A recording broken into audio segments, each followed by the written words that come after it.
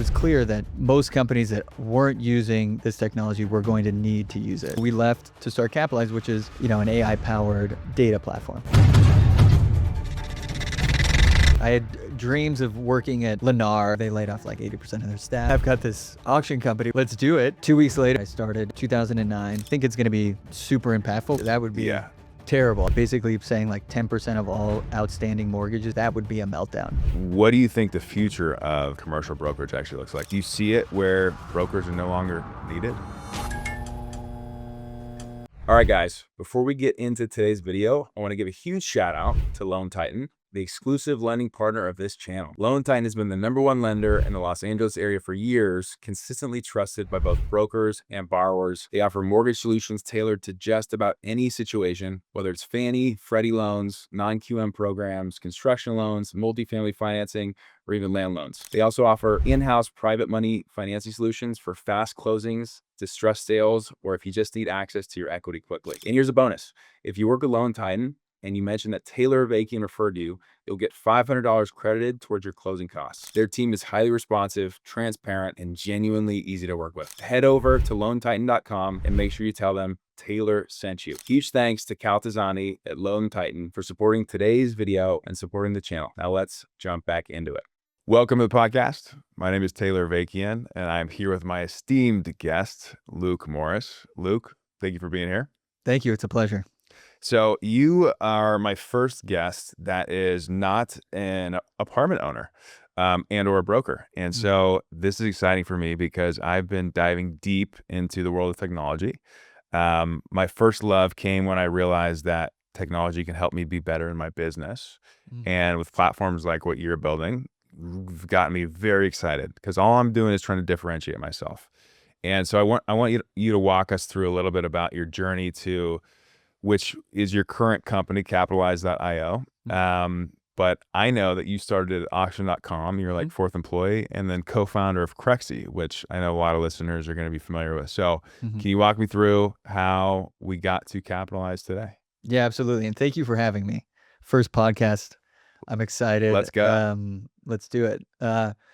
So I grew up in Southern California, went to USC, played volleyball there for 4 years. Graduated literally at the worst time. I think other than like 1930 or something, they were saying, right? Like the summer of 2009 was pretty bad because it was the GFC, right? Yep. And so you're trying to find a job. There was no one, right? Like no one was hiring. Like I had dreams of working at Lennar. Like I was good buddies with the COO of Lennar at the time. It's like, okay, maybe that's a good spot for me. They laid off like 80% of their staff. And it ran into a neighbor of mine in Laguna Beach who's like, yeah, I've got this auction company. We auction off residential homes, like ballroom style, like Eric Estrada. I don't know if you ever saw those commercials. Like they were doing like land in Louisiana and like homes, right? I'm like, sure, you're hiring, right? Yeah. Like, let's do it. And 2 weeks later, it was like July 5th. I was right after the 4th of July, right? I started 2009. And it was just me and a buddy and 2 other people in the New York office were the first wave of hires for auction.com, which was going to be the auction.com commercial side. Got it. Online only, not the ballroom style, although I went to some of those to like see what it was like to kind of get the gist of what the auctions were like. And we were going to do it all online for commercial because unlike residential, I think commercial is it's more borderless, right? Yeah. Like people will buy a single tenant net lease in New Orleans, even if they're here, it's kind of cap rate based or multifamily. Yes. Get a property manager, right? Like you're buying a home, it's like typically within like driving distance, right? So online was a likely smart and good decision for Jeff and Rob to go down that path, right? So, and initially we didn't know what we were doing, right? It's like I remember being in a room in Irvine with like no windows, felt like there was no doors either. Like startup. A dungeon, just like making phone calls. Getting hung up on like, I'll never auction, like talking to a lot of brokers at first. We thought brokers were the right model, but then we ended up discovering that the servicers who, the CMBS B-piece holders and the servicers were going to be the real golden goose of that business. So like LNR, CW, C3, those really opened the door. They had the volume, right? Because they were in the decision-making position to liquidate a lot of the CMBS. right? So we ended up having this really big auction. We had some good successes up, moving with like Union Bank and stuff like that. Yeah. But really, there's this big Vegas note sale auction in June, I think it was, of 2011, and kind of blew the doors off. I think we did like 300 million at Whoa. one day. I think maybe 2-day auction. No right? way. Notes only. So we're selling the non-performing loans, right? And it was really eye-opening, right? That people were bidding 10 million, 8 million bucks, never seeing the property, right? You couldn't tour it because it was a note, right? Non-performing loan. Got it. So people would fly out to Vegas because most of them were in Vegas, right? Like, and then they would drive around and like as is where it's sight unseen, bidding, showing proof of funds, bidding from everywhere. I think there was some guy on a boat, right? Like with Wi-Fi, right? Like bidding to buy these things. But it was eye-opening because it was like, commercial real estate, if residential is 10 years behind every other technology, right? Like commercial real estate's like 10 behind Yeah. We're like residential, but 20, people were willing to use the technology and bid from anywhere, which was pretty cool. And wow. it gave me a lot of exposure to different asset types, right? I wasn't just selling multifamily, I was selling retail, and we were doing self-storage deals or office deals, right? So you got a lot of exposure to different types of sellers, like what we call like private client sellers, like individuals are moving deals, servicers, banks, right? So there was a lot of great exposure, and I got to live in New York most of the time, which was Got it. pretty great. Yeah, and the money's, man. Yeah, Fun. it was really fun. Were you basically like your job was to obviously go find the people who were selling them, but were you also acting almost as a broker to get the transaction to happen? The early on employees, I think we shifted later for later hires, but like I had to get my license because I needed to be able to talk to bidders, or I need to be able to talk to the seller appropriately about like, hey, this deal or this, hey, the cap rate might be this, or the square footage or the price. Talk about due diligence. Like you needed to be licensed as a salesperson, yes, in order to communicate. So there, you were in the middle of the transaction. We had a broker on every single deal, or a loan sale advisor if it was a loan, right? Yeah. But every single deal had a broker on it, right? Who knew the market, who knew the asset. So I'd coordinate with them, coordinate with the seller, bidders, talk to the bidders, get them excited, teach them on how to bid in an auction. It's very, very different. Yeah. Very, very different than like, here's my offer, go back and forth. Here's my like best and final again. Yeah. Call for offers, then best and final again, right? So it was much different. And it was, you had to make a decision as a bidder within 2 minutes most of the time, because most of the bidding happens in the last 5 minutes. Yeah. But there's a endless overtime within bids within 2 minutes. An auction, we at CREXi built an auction platform as well, which abides kind of by similar rules, right? But any bid placed within 2 minutes extends the clock 2 minutes. Most of the bidding, like people wait and think they're going to snipe the deal at the very end, but it extends the clock 2 minutes, 2.5 minutes, or 3 minutes. I think at CREXi, it's like 3-minute extension, right? So you're seeing the price as the buyer. It's there. $1 million, the next bid's $1,025,000. Do you want it or not? You got 2 minutes to decide. Wow. Right? So that's psychology right there. Yeah, you get, and it was PropTech, right? So yeah, I've always been in PropTech ever since 2009, right? Even though I wasn't like engineering or coding or anything like that at Auction.com, like I was a salesperson, right? Mostly. But it showed me during that period, like people were willing to use technology, commercial real estate people, right? That the old heads. It was right that we were shifting out of like, what was in the 90s before that, like you had to see the real estate in a newspaper and then you could see it online. And then now we were trading it online. So it just seemed like we were moving in that direction.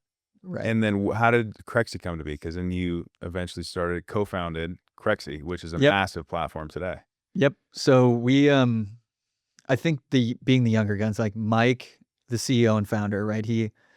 We were very close. I think I was telling you, like, when he started, it must have been like 2010 and 2011 at Auction.com, right? Like, Jeff Frieden, the CEO, told Mike, hey, you're going to meet Luke. That was your first day. And like, we've been buddies ever since. Right? Wow. So we've been friends about 15 years. And being young and hungry, like, Mike was one of the best salespeople. Like, he kind of started the private client group, right? He was amazing getting sellers to sell, connecting the dots, bidders, right? Like, he was probably one of the best that we had. Wow. And we always spoke like he was on the West Coast, I was on the East Coast in New York.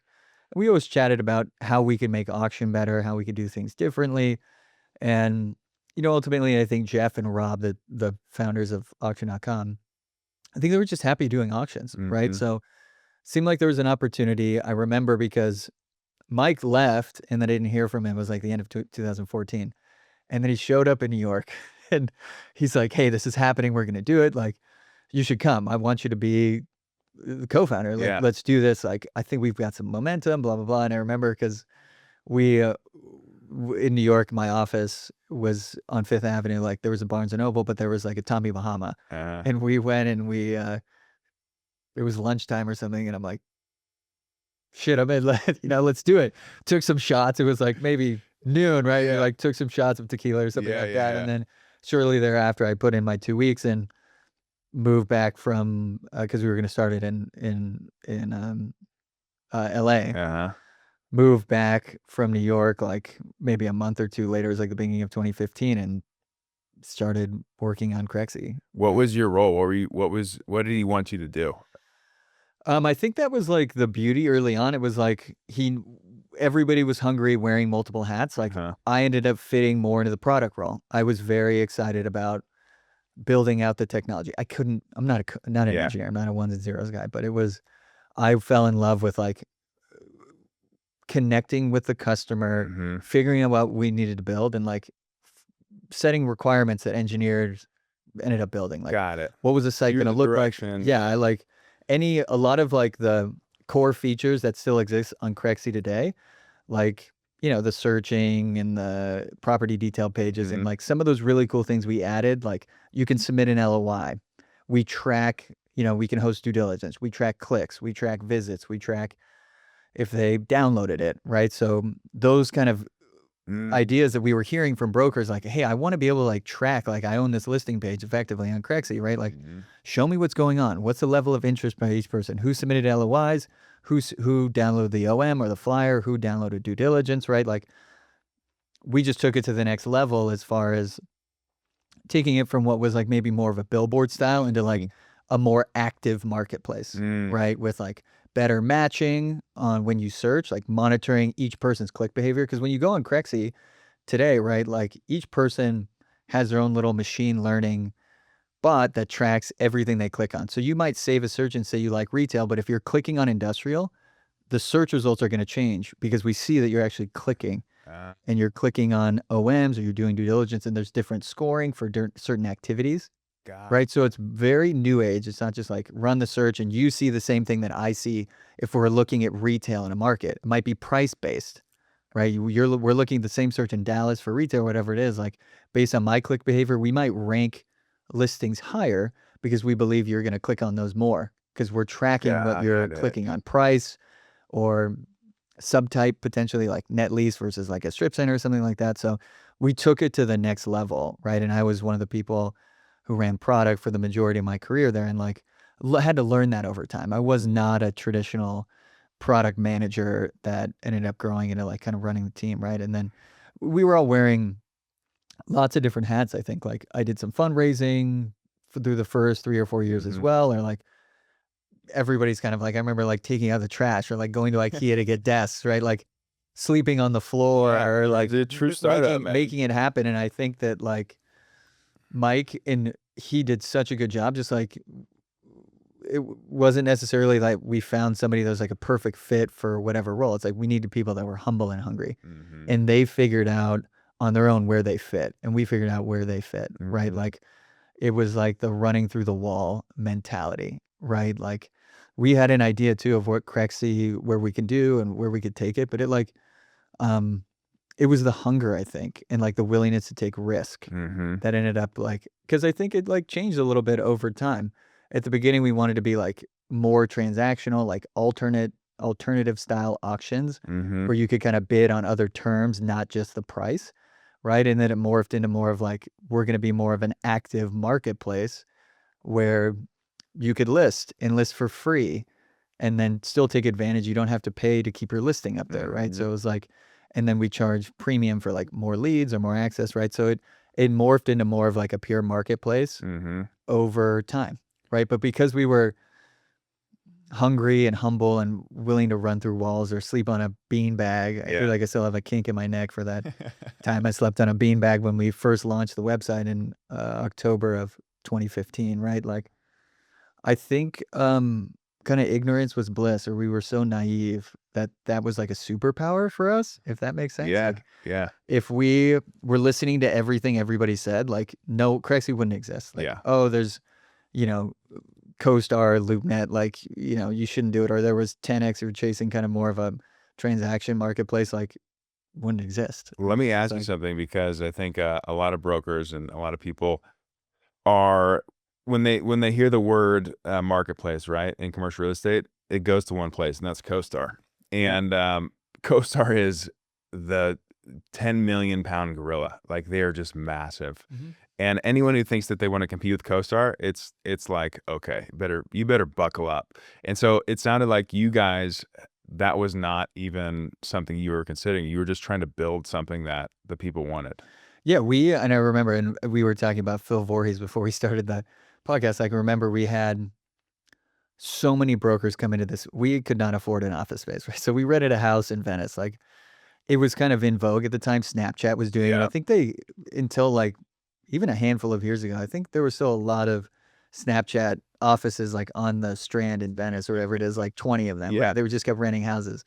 And we couldn't afford 150 grand a year, whatever it was, for like office space in Santa Monica, and they wanted like 60 grand down. Like, well, let's just rent a house in like near the canals in Venice. So it was what we could afford, and there was some nervousness around like, well, if we have clients in, what are they going to do? Like, we had hundreds of people come through, and they loved it. Like, even the brokers with ties and jackets on, I feel like they'd be like, oh, I got board shorts in the car. Like, let me put my sandals on, or like, this is great. They you know, and the show Silicon Valley was out at the time. I think that was helping maybe a little bit. Like, people, there was like some, I want to say like romanticism around the startup life at that time, right? The Ubers, the Instagrams, you're seeing these like crazy valuations. It was just like, and brokers understand that too. They're following it. They're reading the news. They're seeing CNBC or whatever. And like, it ended up being one of the coolest decisions we ever made to go with the house, right? Because like, it was so us, it was part of our culture, and the brokers loved it. So we had hundreds of brokers through, and we basically, so many times, like, you know, it would be me, Mike, and Eric in like this, we called it was like this bootlegged conference room we had like downstairs, which was like it was like meant to be more of storage, but we like put a little tiny IKEA table, and we painted the walls with like whiteboard marker paint. And we'd ask the brokers in this room, like, hey, just like write out your day. And we just ask them questions. And they just like, this is pain points. I want this, this, and this. And like, we would just like ask them tough questions. Like, why do you need this? Is this a must have or a nice to have? And like, we just listened to these brokers, and they were so appreciative. Like, yeah, there were times like in the afternoons, like we'd crack beers or something like that. And we would just like sit there and chat and just get feedback from them and turn that feedback into progress, right? So, and we're so blessed to have so many of those brokers come through, and you know, I think we were just like broker first, very friendly, open to feedback. There's people that still call me today. I gave my phone number out like 10 years ago at CREXi, and they're like, hey, Luke, like, can you help me? I got this problem. Okay, I'm not really there anymore, and I loved it. Like, I give out my personal cell phone number. Like, you run into something. I think that was just like a different way of approaching it. Right? That we were so open to feedback. We did stay free in order to build, which was like super challenging, right? At CREXi early on. I think we stayed from when, you know, really the company started rolling to when we started charging was like 2.5 years. Right? But it built a really good rapport with the brokers that allowed us to build a product that we felt was ready. And it like, you know, maybe we just deferred revenue. You're 2.5 years. Right. You're getting the users, you're getting it sticky, so that when you did start charging, they're like, yeah, I'd happily pay for this because the service is so worth it to us. And we were able to get the flywheel going, right? Like, we needed to have a certain amount of listings. I think retail was our strongest at that time. We just started with like a lot of retail brokers, right? Like single tenant net lease brokers, right? Like, one of our investors, Fernando at Leon Capital, like owned a bunch of retail, and part of his like agreement when he worked with brokers was like, you need to put it on CREXi, right? So like it helped us jumpstart it, got us some supply. It's like we were really good at retail to start. And so when we had a lot of that supply, like enough supply, then there was enough buyers that started coming, and then there's more buyers that come, and then the listing brokers are happy because then they're getting engagements, they're getting deals, and they add more listings, and more buyers come because there's more listings. So it's like it's the perfect the flywheel gets going. So I think we needed to get that. Maybe it wasn't like spinning super fast when we started charging in February of 2018, but it was clear that it was like starting to work, right? And brokers were like, you've been open to feedback. We've been probably making a decent amount of money from like free buyers. Yeah. Over the last 2 years we've been working there. So we had built up a good rapport with them. We built up credibility. Buyers loved it because they loved how the search worked and how easy it was to use, and like the alerts that we would send them. We're super good at sending. We're kind of the kings. I think everybody will laugh if they're listening to this podcast. We're like the kings of email, but like it's kind of like, for lack of a better word, like people love the property porn. Yeah. Getting the emails every single day. I think like on average, like if you're opted into all the emails, you want to be getting 14 emails from us per day, but it's like hyper targeted. Totally. Right. And people love it. Right. Like they want to see what's the for deals, sale, man. Is there a price change, or what's going on, like deals happening. So it was just a little bit different, like much more active. It was like trying to get people matching. It was all about matching, right? So, and then obviously CREXi starts growing. You're doing this, and more than recently, and how we connected is you co-founded another company called Capitalize.io. Explain to me, what is Capitalize, and how did that come to be? Why did you pivot to want to start this new company? Yeah. So first of all, it was like I had joined Treasury, which was the venture firm, right? And I had moved down to Orange County, so I wasn't operating CREXi at all day to day. Like I guess wasn't on the executive team, wasn't kind of participating in board meetings. Like was it after I moved down from COVID, like 2021, to Orange County from LA, right? Started having kids and stuff like that, and then joined the venture firm in beginning of 22, like part-time, right? Like I was still doing a lot of stuff for CREXi, and just started thinking about what I wanted to do next, right? I was really enjoying being part of the venture side. Maybe that was something that I was going to do, is join Treasury or join another venture firm full-time. And the wheels just started turning, and started off, maybe it was going to do like an apartment, kind of AI-powered apartment, almost like Stripe for renting an apartment, where it's like you could plug it into any website. And it's like, it wasn't necessarily like we were going to be, I think it's like AppFolio or something like that. Like it was more of a software where you just drop it in on any website, drop in a QR code on a sign. And so that was something I was thinking about. That space is a little bit crowded. And then the market started to shift, right? 23 and a half, right? Yeah. Like May of 23. The rates started going up. The rates started going up. And it became really challenging for the financing side of the marketplace. But at the same time, there's a lot of private capital showing up. There's a lot of debt funds raising money. It was almost like shifting from the banking or traditional, like heavy regulated type of clients. Like trying to sell software into a bank is very hard. You got to be audited, regulation rates, like probably a sales cycle of like 18 months. Yeah. So with the rise of all this private capital, the interest rates started going up. And I believe that if you're building software and you're like kind of chasing the market down, not a good place to be in. So when you're building a company out of the kind of the trough or the bottom and going up, I'm like, okay, it's going to be tough in commercial real estate in general and finance. So it's like, I believe building something that's like cost effective would be a good idea, kind of riding the wave up versus like trying to time it or chase the market down.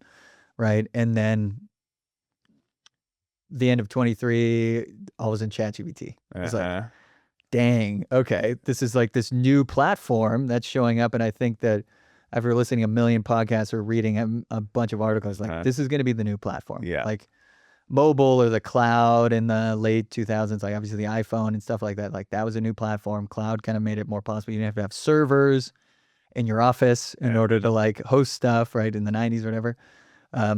So this revolution was going to be, let's see, I think it's going to be super impactful. But anyways, it just made it was clear that most companies that weren't using this technology were going to need to use it. So it was just perfect timing so between like, I'd been at CREXi, I felt long enough, the state of the market being more challenging, the rise of AI, right? Support from a lot of people at CREXi and support from a lot of people at within the venture community. It was just clear that it was time.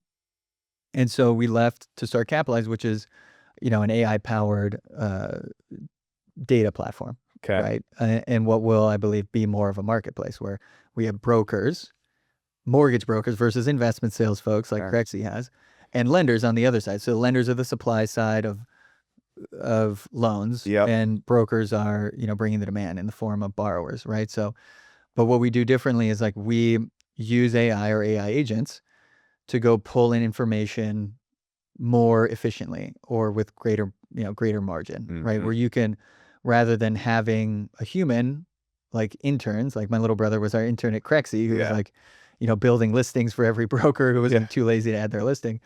Now we can just deploy AI agents to like, county recording offices or various sources of data out there, like the SEC has information right around CMBS. You deploy the AI agent every day to go pull that information in. So we can do that, the tools that we can use today at our disposal are a fraction of a fraction. Like it's just so much more cost effective or affordable to be doing this now versus 2 years ago. Yeah. Big change, right? And it's anybody's used ChatGPT. Like if you have even an image, which is like considered like highly unstructured data, it's going to pick it up 99.9% accurate. So whether it's like a Secretary of State filing on an LLC or like a mortgage deed, it's going to be accurate 99.9% of the time of what's in that information. Wow. So it's just, it became clear that it was good timing to go do it. And brokers are hungrier even. You can make an argument when it's more challenging, a mortgage broker needs more lenders because they got to get more creative on their sources of capital because like, unlike 21 through 23 and a half, like you could have like walked down the street, turned around, closed your eyes and said, can I get a loan? And like somebody would have handed you a loan, right? It was just crazy. Yeah. Like that ZERP period, like zero interest rate environment, right? Was just kind of crazy, 100%. right? Like it was free money. It was free. It was literally free money. Literally free money because it was less than what inflation was. So you were getting free money. Explain to me, like in the simplest terms, what does Capitalize IO do? Like what is the platform exactly? Yeah, so we're aggregating all of the like data, right? Basically every commercial mortgage data that is out there in the ether, and we allow primarily brokers to access it to see like what loans are maturing in a market, what loans are originating in a market. So like, is the market liquid? What's happening? What type of loan is it? Is it a construction loan? Is it a debt fund loan? What was the mortgage amount, right? We show like loans that are still active that haven't been refied or haven't been transferred, right? So it's a way, at least in its current form right now, to navigate this environment, which is more challenging to, see what loans are maturing. Maybe those are borrowers that you want to get a hold of, right? Like, hey, this retail deal in Calabasas is maturing. You should get a hold of this borrower, right? Which is, I think, really important today.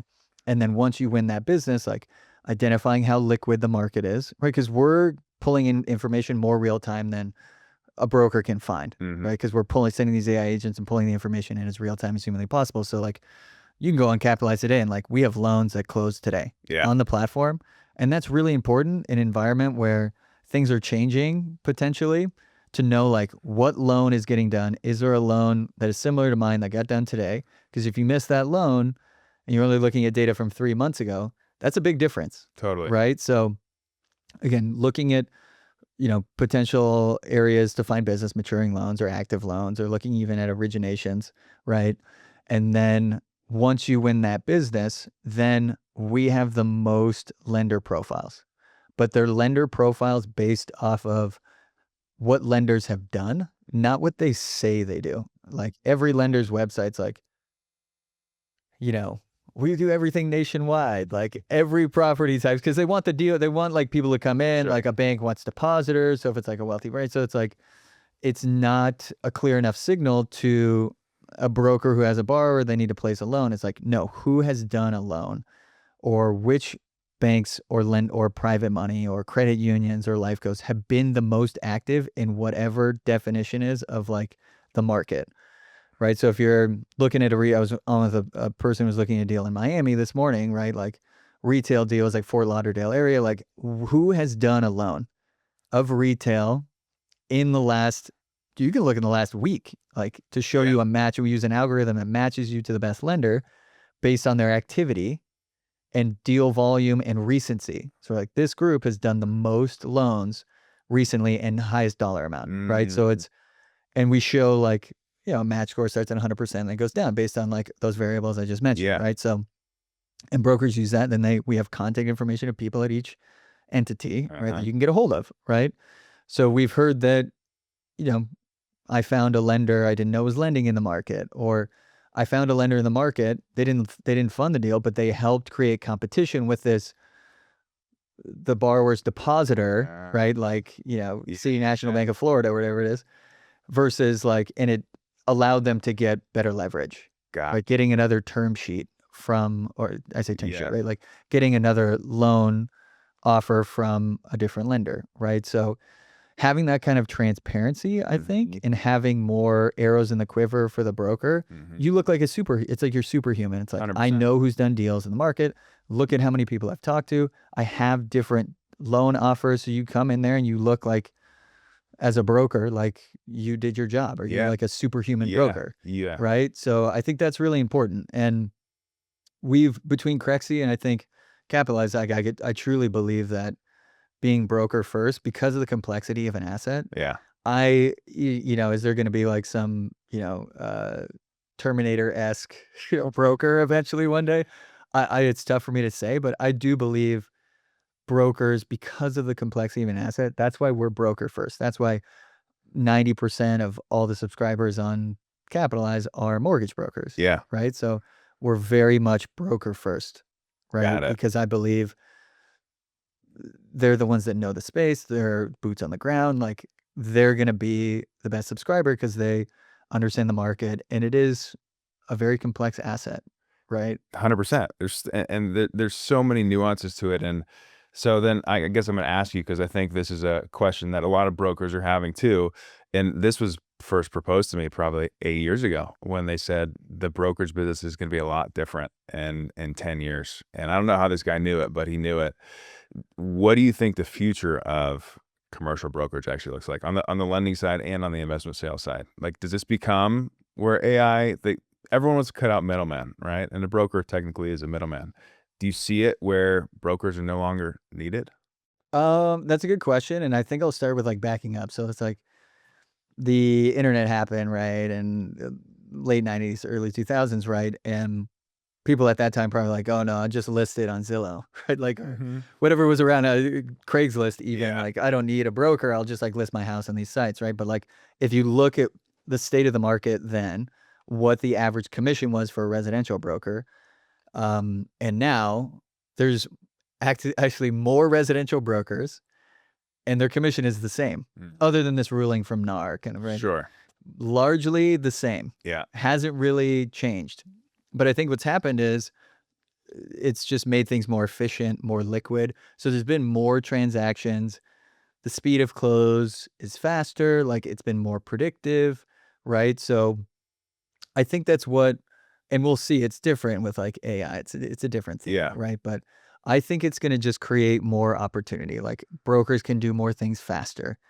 They can do things with greater confidence, right? So I think that's the direction, like where hopefully you see more brokers entering the space and more deal volume. Like commercial real estate goes from like $500 billion in deals, like in an average market, or like 500 billion of property sold or traded hands in a year, right? In the U.S., maybe that number goes to $1 billion, right? So that could sustain, I guess, technically double the amount of brokers, or maybe, it's the same amount of brokers just doing more business, right? And the liquidity increases and the confidence increases because AI allows you to like underwrite a deal faster, or respond to emails back and forth from a lender faster or more effectively, right? So I think that's more likely than like what happened to, I guess, like stockbrokers, right? Like that's a piece of paper, Yeah. like that trades like Yeah. just digitally like that. It's based on supply and demand. It's like, I want Apple, I get Apple stock, right? Like Yes. it's much more liquid Uh-huh. than two gas stations even catty corner from each other. Like this gas station is going to trade vastly different. Like, what's the C store doing? Who's got the pumps? Which petrol company? Like, is it BP? Is it Shell? Right? Like, what is that arrangement like? What's the ingress egress? When was the loan originated? Like, what are the terms of that loan? Like, there's just too many moving parts with a commercial real estate asset that I believe there's always going to need to be somebody in the middle that like sells confidence, that understands the market. And the ones that use AI, I think, are the ones that are going to rise to the top for sure, because it's going to be here. It's going to be helpful. And I think those that use it are going to, get the lion's share, I guess. But I still find it hard to believe that somebody with a lot of money like talks into Siri and says, buy this property. Yeah. Like that's kind of what, if without a broker, like how else would it get done? Like you talk directly and like there's a digital lawyer in the middle and like an AI broker in the middle, an AI lawyer in the middle. Like talking about somebody committing like $10 million to a building or $1 million, or like you kind of want somebody that's going to like take you out to a closing dinner after and like get you a beer. Like you want to put your trust in this person that's like not a robot. Yeah. Right. So I sure hope so. it's hard for me to see the world in like, maybe that's not what a venture capitalist wants to hear from me, but I just find it hard to imagine that there's not a human in the middle just doing, again, maybe the role changes a little bit, but people want to be shaking hands with a human when they're talking about risking, which is what it is, millions of dollars. Yeah. Hundreds of millions. Some of these deals are like, it's $1 billion deal, right? Like massive. So they'll be we'll around, see. is what you're saying. Yeah, I think, again, maybe the role changes a little bit, right? Like it did, back to that reference to like a residential agent or even a commercial agent in the 90s. Like they had to like market each property, like pay for the local news, put the little tile in the back of the newspaper. Like you're kind of marketing each property. And it's like, now it's just added on CREXi or added on Zillow, right? Yep. And you're kind of fielding lots of leads that are coming through and you're managing, you're spending more time like who's the best buyer, negotiating versus like trying to be a marketing person and a broker, right? So now you can be purely a broker, CREXi, right? So it's like, I think that the role is going to change a little bit, but I still find it hard to believe somebody like, I do venture, right? Somebody comes to me, it's like, I have this perfect AI broker. Like, show it to me. I'm very interested. I would definitely consider investing, but I want them to be able to answer the questions, right? Like, is it capable? Like, of course, I'm going to be looking at those types of investments, right? But I don't know. It's hard for me to imagine not having that person that's going to be like, this is the right deal for you. This is like shaking their hand, doing the closing dinner, going, like, I find it hard to imagine. Well, that gives I'm open-minded to it, I guess, like I was saying, but it gives me confidence for sure, because I do agree with you. I think none of us are going to be aware of the power of AI at this moment in time. And who knows what that ends up looking like, but I'm going to keep riding this horse as long as I can. And hopefully, given commercial real estate is 20 years behind everything else, we have a little bit more time than other things. Walk me through exactly what happens in 2027 when there is 3.1 trillion of debt that's maturing. Like, paint me the worst case scenario. I don't see it. I don't think banks want to do the same thing they did in 2008, or servicers, or whatever you want to call those, like the lenders that, or the decision makers that decide to take the keys back or not. I think that they're disincentivized to pull back, like just do, we want all this REO on our books, because there's like, you gotta have a certain amount of reserves if you're a bank. Like then you become like a real estate company. I think that's a mistake, right? But I just think that there's going to need to be a reset, right? Like even in the most, and I talked to so many of my buddies that are like way more expert than I am, and like they're some of the best operators, whether it's, and if you even see like Brookfield, they're the best office operator in the world. Maybe, I guess maybe Blackstone might have an issue with that, but like they're handing keys back. Yeah. It's like you could be the best operator in the world. The multifamily property that used brand new construction in Atlanta, that's like the performance of the actual asset is probably solid, but the economics of the deals have changed. So I think what's likely to happen is like those properties are going to change hands at a discount, and I think ultimately the GP and part of the LP, it's just they're going to get it either restructured or wiped out. I mean, that's I think what's going to happen. They're just going to need to come to Jesus moment and be like, we should move on from these properties, because I just don't think the lenders are going to want to take back that much real estate, because it's a self-fulfilling GFC all over again. Like if all of a sudden there's like all the word starts to spread and all these property, people are taking things back. I don't think that's healthy for the overall market. But who knows? Maybe they do. There's opportunity. Like, do you think the worst is behind us, or do you think that because everyone? I don't. I think 2026 is probably going to be like, I don't want to say it's worse, because a lot of these properties, like I said, the performance of the asset, it's not like in the GFC where it was like when we were auctioning off some of these buildings, like apartments building 50% occupied, retail 10% occupied.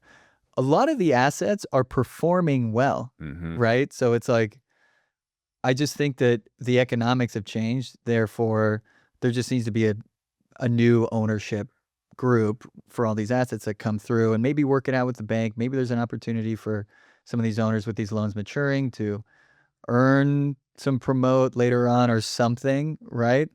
I just don't see the banks being like, we want $3 trillion of ROI. Then like Jim Cramer and these guys on CNBC are like, the foreclosure rate went up, and then like everybody starts to panic. Like I think that would be a mistake. So they've been trying to work these out. 18 months? How long have it been? Like, you can only kick the can down the road. The GP folks are trying to scratch out as much of the equity as possible. But I just think that with interest rates being higher, it's kind of inevitable. Unless like the lenders are like, we'll basically take a 30% haircut on the loan and like totally restructure. I think they're going to want fresh capital from a new owner, unencumbered by probably other properties that have economic issues as well, or like financial structure issues, right? So it's like, I just think that there's just these assets need to be recycled, and I think they're going to be creative about it. I don't know if there's going to be like a GFC thing where they take back literally like that would be terrible. I think that's crazy. Like 10% of all, basically saying like 10% of all outstanding mortgages in the US for commercial real estate are like, because I think there's like $32 trillion, right? Maybe less, maybe it's more on the debt side. I think there's like 32 trillion plus of like asset value. Wow. Debt or not, right? So it's like maybe less is encumbered by debt. That's a big number. Huge. You know how many properties or how many home mortgages for the GFC were in default? No. In order to, it was like 6.5%. So we're talking now over 10%, basically. Like that would be a meltdown of magnitude of, right? Yeah. Not only, that's a big number, 5.5 or 6%. I forget, I asked ChatGPT the other day. I think it's like exactly 6.7% of all home mortgages around that kind of like GFC went bad.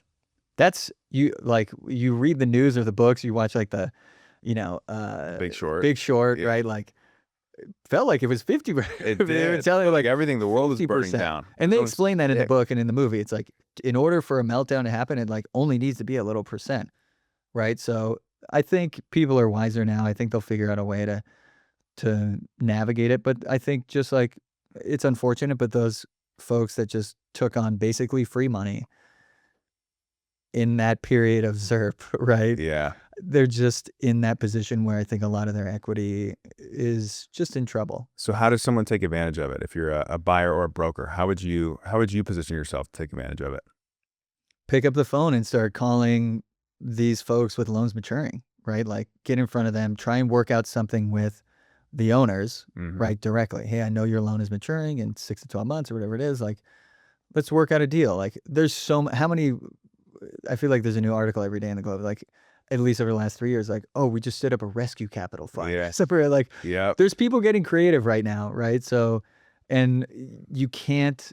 It's not like the interest rates, I believe, are going to go back anytime soon. And if you look at Well, even if back to what? Where do you think they actually? Because everyone's talking about how the rates are going to drop 100. They're going to cut the rates that doesn't 75, 100 necessarily bips. mean that, because long-term rates are really anchored to 10-year plus treasuries. Yeah. Right. We cut 75 basis points this time last year and bond prices went up. Yeah. So the interest rates, even though we cut by 75 basis points, have remained higher. So don't think it's necessarily going to mean that if Jerome Powell cuts interest rates 25, 50 basis points, that ultimately means there's going to be a 25, 50 basis points on the whatever the average is right now, like 675 or like SOFR plus 200 or whatever. Like, so people are betting that over longer, it has to go down a lot in order for those people with sub 3% interest rates. Some of them are like sub 4% interest rates. You're talking about a long way to go. How much do you think they would have to be cut, the overnight rate, right? I think I think that's why a lot of these deals need to be recycled, because even if the performance of these assets and the way they were underwritten, and I talked to like a lot of my buddies in industrial and multi, it's like, even if it does go down to 4% or something like that, like a lot of them expected rents to be at a certain place, or that rent growth would be 30% year over year. Like the performance of the asset is still fine, but it's not what they underwrote it back then. So even if it does go down, I don't know if the NOI even justifies it, right? Like, it's just like, I think it's just a combination of people getting wrapped up in this like crazy, all these people were moving and like rents were going up, and like because of the injection of capital and low interest rates, it was like everybody was hiring, everybody's moving, rent, like people were kind of flush with cash with, the whatever you call it, PPE, right? Like, it was I don't want to say an instrument or just it's a black swan event. Yeah, black, totally. That's a good way of putting it, right? So I think that's why there just needs to be a recycle, right? Like, in a good way of putting it, and this is probably extreme, but I think it was like 55 California, like I forget the address in San Francisco, right? Like a very wealthy Silicon Valley family bought 250 California in San Francisco. Was I think in 2019 sold for like 300 million, and they bought it back for not bought it back, but bought it for 65 million bucks. They lowered the rents, 10-year lease, something like crazy long-term leases to new AI tech companies, fully leased. Now the building's fully leased, crushing it.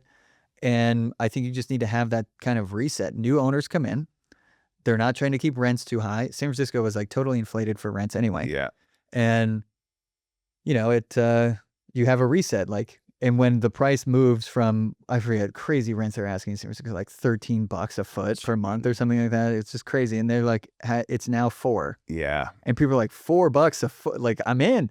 And they put money into the deal. Like, they didn't like just buy it, and like they put money into it, like fresh capital. Yeah. Fresh capital came in, bought it for 60 million. They probably put a decent amount in, whatever, like 30 million bucks. Yeah. So they're in at 90, but they're like fully leased and crushing it, right? $5 a foot, not 13. Yeah. So there just needs to be, I think, a little bit of a reset, but I think that requires like rescue capital to come in, or new ownership, right? So it was a little long-winded of an answer, but I just think, and I'm not in it day to day like some of my buddies that are like only buying multi or only buying industrial, right? But that's what I'm hearing pretty consistently from a lot of people, right? So then what is the long-term goal for Capitalize? How do you look at where you're at today? Like, what is the trajectory growth when you think about, and we talked about this before, this is, you planning on owning this for a very long time. So how do you think about pointing the company in a specific direction, or do you want to be nimble and be able to float? Like, how do you think about I think that? Directionally, you don't want to be like this is the path. Yeah. You want to be flexible. Same thing we saw at CREXi, right? Like early on, it's like we wanted to do something more transaction. Then we realized it was like this big opportunity over here. Like, let's test it. And then, right. So you have like a vision of where directionally it's like, we're going to be the best commercial real estate technology company, or like listing platform in CREXi, or like the most active marketplace.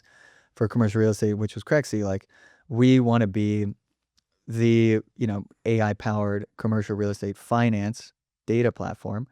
But I want it to be something that's like really increasing liquidity, right? So making a decision easier if you're a broker to find the lender faster, to close faster, right? Underwrite the deal potentially faster, do the valuation faster. So increasing liquidity using AI and data. Like we kind of talked about this earlier, right? And that's a little far reaching, but I believe if we're aggregating the right data, we're making the right connections, we're using AI to make better matches, to build better, more effective tools for the broker.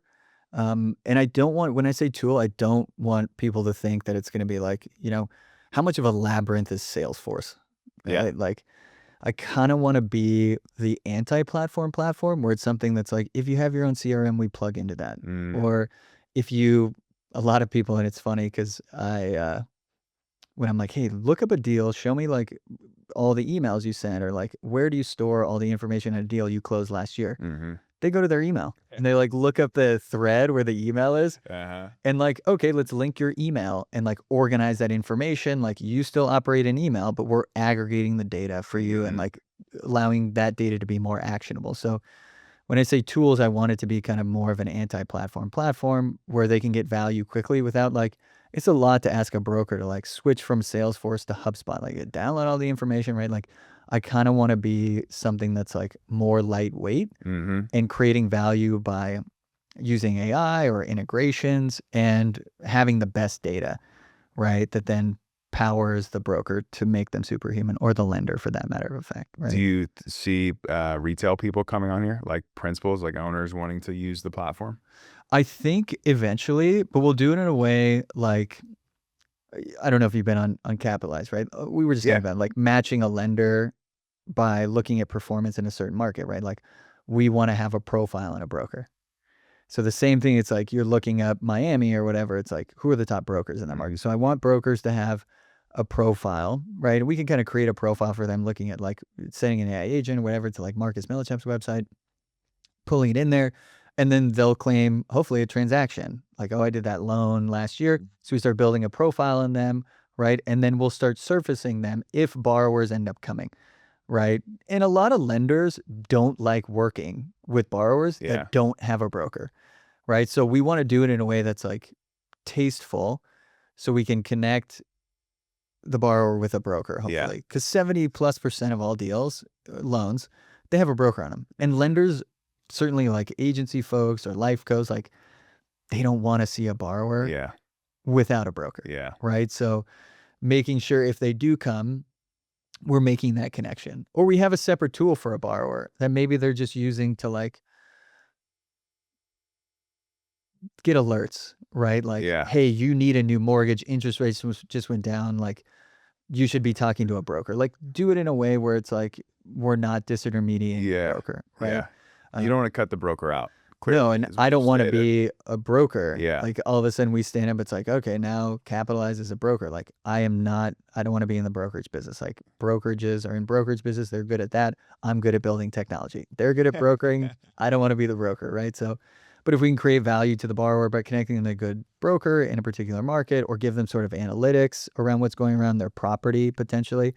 And then when they get that alert, like, hey, interest rates drop, like here, some information, and here's a broker, right? Like that seems to be a better outcome for everyone. What are you most excited about with the way the technology is going and your business? Like, I guess with AI in general and or with the capabilities you're going to be able to do, like what are you most excited about happening? I think the speed at which a lot of these models are moving, right? Like, and we're not building self-driving cars or like robots, right? Like we're taking data, it's real estate data. It's like the nomenclature is pretty standardized. Like it's mostly structured data, even if it's an unstructured file. It's like, this is the NOI and this is the interest rate. It's like, it's not that complicated, right? So I think the speed at which these models are moving, or the AI agents are getting better at like pulling the information in, is really excited for a company that's like mostly a data company, right? Like, so it's probably better to ask my My co-founder is our CTO, Yeah. right? So, because he's the AI expert, I'm kind of the regurgitator of what I have Yeah. conversations I'm having with that, or like using the models on my own, or reading an article or listening to a podcast, right? So, um, it's really exciting the speed at which it's moving, just for our business. I don't think, like I'm saying, like we're going to be in this like crazy AGI. Yeah. All of a sudden, I think it's going to take some time. Mm-hmm. Or where you have a robot that's your assistant. I think we're a little bit further away from that. But for what we're trying to accomplish, the speed at which the models are moving and how we can use AI agents, I think is really exciting. Which is I guess plays into my thesis and why it was time to build something, because I felt like AI would be very helpful Yeah. at this stage. What are AI tools that brokers should be using or people in the industry should be using that they're not already? How should they be thinking about There's a bunch of implementing? good, and I forget the name, but like some email tools that like help them. I think one is actually called Superhuman. Okay. Um, um, that will like somebody's like, oh, I'm available this date, and it like sends simple stuff like sends Sure. the calendar invite automatically. You have to go back and do it, right? Like, and using Chat GPT or using Grok like to build an OM, Mhm. right? Or uh and my buddy who's underwriting multifamily deals, he's kind of, because it collects information on you. He's like, this is how I like to underwrite. He's like putting his information in there. It's like Uh-huh. getting pretty accurate at underwriting and like editing OMs, or like crafting the right message or story if it's like the subheader of an offering that you have. Uh-huh. Like just start using it, talking to it. Like it helped me build shape some of the storytelling for Capitalize. Like Mm. I put in the board deck, or I'd put in like original fundraising deck, or notes that I've taken, or sales deck that we have, or um, recordings, like Gemini recordings on Google Mhm. Meet. And I'm like, what do you think? Like, just as I was asking it, like, what do you think Capitalize does? Like, pretend you're a VC, and like, what would you want to hear? It's crazy how it can analyze all this stuff. And like, and then I kept asking it questions. Like, just start using ChatGPT for like basic stuff, and you'll start to pick up on like the benefit of it, right? ChatGPT, Grok. I like ChatGPT. Seems to be the simplest. It's like Yeah. the furthest ahead, right? Yeah. Um, and I'm using, as far as tools go, like I'm using that a lot more. I still use Google if I'm like looking up, like I need a movie theater or like Sure. a restaurant or something. Yeah. It's good for that, but for pretty much everything else, I'm feeding it into ChatGPT. It's your first go-to, your first For pick. sure. I've moved it from, on your iPhone, from like just the regular, you have like the toolbar at the bottom, like it's Yeah. in the toolbar now. Well, it's Wow. gone from here to here, and I To the swapped it out toolbar. with Google. Yes, 100%. Right? And I'll just have conversation. I'll go on walks in the morning with my dogs or whatever. I'm just like, ask it questions. Like, it's pretty cool. Yeah. Oh Like, man. And the voice mode is, I think, super slept on too. Like I'll put on the voice mode and just start talking to it. yes, Right. yes, And yeah. just brain dump, whatever I'm working on. And then after the brain dump, then I figure out how I want to organize it and structure it. But at least it gives me a chance to kind of reflect and do everything about it. It's some of the I'm not the best prompter in the world. There's a couple guys. I have this AI community thing that we started, Mhm. and my co-founder is much better at the prompting side. And I've used some of his prompts, and I'm blown away, at it gets me 80% of the way that I need to. That Mhm. would have taken me 3, 4, 5, 6 hours Yep, to actually do, and this happens in 17 minutes. yep. Like just the efficiency of what you're going to be able to do is incredible. And if you're not already exploring it, right? If you're not already checking out tools, what excites me too is companies like Capitalize Of coming course. up and making me that much more efficient. Mhm. How can I, on every step of the process and what I do in the business, how can I be more efficient? How can I be better? How can I separate myself from other brokers by using these tools? Using CREXi, using Capitalize. Yeah, definitely. Exactly. Those kind of Mhm. opportunities. What how do you grow a startup company? What is like the main thing if someone listening or watching this wants to start a PropTech company or wants to start their own thing, like what advice do you have for them? Just be prepared. It's a grind. Like everybody sees, I think, CREXi 10 years in, like, oh, that's amazing. Like it's so cool. Yeah. At the beginning is like it's hard, Uh-huh. right? Which I think is why, because there's so many smart people in commercial real estate. I think there'd be a lot of people that are capable of building a CREXi or a Capitalize, but it's tough when like you're a broker that's making $1 million a year. It's like I have to go and make nothing, right? Like, or make nothing and pay money out of my own pocket. So it's like I'm not only making nothing, but like the money is flowing out twice as fast, right? Because like I got to pay to put, I got to pay for my meals and I got to pay for this company, right? So you got to be prepared to sacrifice, I think, a lot. You could still have a work-life balance. I'm not saying like you need to lock yourself in a cage, but you got to be prepared to make sacrifices and go all in, right? Like, because if you're not doing it, somebody else is doing it, and you're going to be behind, right? And I'd say like don't be afraid to make mistakes. Being all in, don't be afraid to make those mistakes, right? And take risk. I mean, you're taking a risk by taking a leap, right? But also don't be afraid to like test things or during the process, right? Test things, and it's okay to make mistakes, right? Because that's how you learn. But it's a grind. Like be prepared to make some significant sacrifices. Like I said, like you see CREXi now, it's like a lot of sleepless nights, or like I think one of our early guys was like he slept on a yoga mat for a week, like under his desk, or like me in a beanbag, or it was just like we were there 24/7 making things happen, running through walls. Like you don't have the resources of these great companies like Marcus and CBRE, right? Like you kind of have to make it happen on your own. Right. You got to be the forcing function that makes shit happen. You got to set the tone. You got to be setting the tone every day. 100%. Right. Well, Luke, I'm very much appreciative of you coming on here, man. This was awesome. I'm excited to see where Capitalize goes. I'm excited to use the platform. I'm excited for other people to use it, and to see where AI goes, because I'm a super nerd about it. And seeing people like you create awesome tools that I can use gets me hyped. So thank you for that. And I know this is the first podcast you've done. So it is. Thank you for. How did I do? Great. Fantastic. It was fun. This is good. Thank you very much. Appreciate you, man. Thank you for having me.